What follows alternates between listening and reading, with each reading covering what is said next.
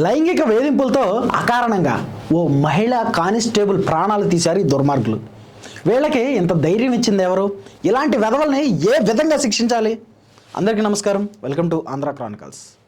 ఆంధ్రప్రదేశ్లో రోజు రోజుకి ఆగడాలు, అన్యాయాలు, మహిళల మీద దారుణాలు మరీ దారుణంగా చెలరేగిపోతున్నారు కొంతమంది ముష్కర్లు. అలాంటిదే ఓ ఘటన సత్యసాయి జిల్లా గోరంట్లలో చోటు చేసుకుంది. ఆ మహిళ ఒక హోంగార్డ్గా విధులు నిర్వహిస్తూ ఉంది. అయితే ఈ వెధవలు కేవలం క్యాబ్ డ్రైవర్లు మాత్రమే, మైనుద్దీన్ అలాగే రఫీ.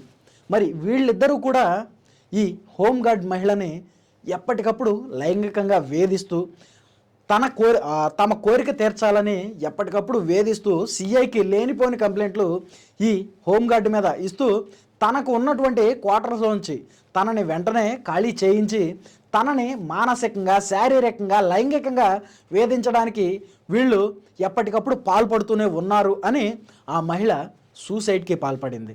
మనం పొలాల్లో జల్లేటువంటి ఎరువుల రసాయనాల డబ్బాలో కూల్ డ్రింక్ను కలుపుకొని తాను తాగి ఆత్మహత్యాయత్నానికి పాల్పడింది.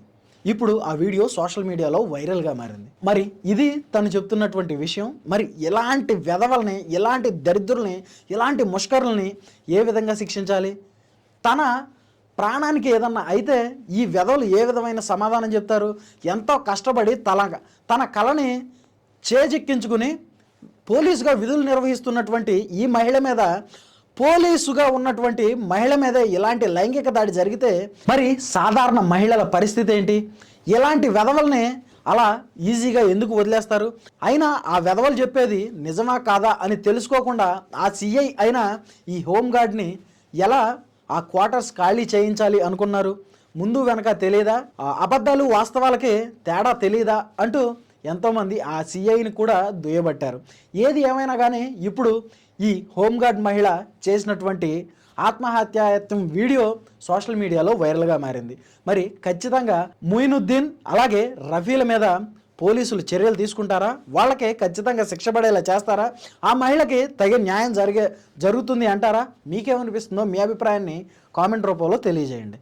Thanks for watching. This is Rajesh signing off Andhra Chronicles. Thank you.